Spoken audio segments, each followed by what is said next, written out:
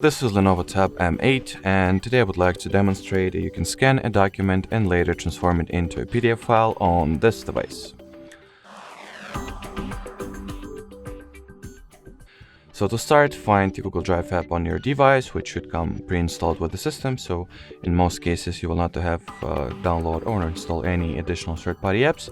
But if that is not true in your case, you can no problem get this app for free from the Play Store. So once launched, tap at this plus icon to your bottom right, choose the scan option, grant Drive app the camera access, then take whatever document you wanted to scan and capture a good picture of this 8 document.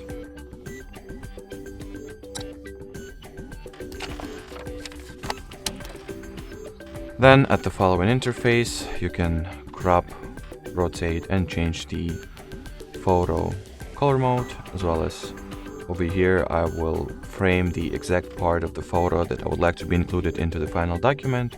By tapping at this icon, as I've already mentioned, you can change the color scheme, then save, wait for the document to get uploaded to Drive, and here you have it already. So that would be it for this video, guys. Thanks for watching, thanks for your attention, and bye bye.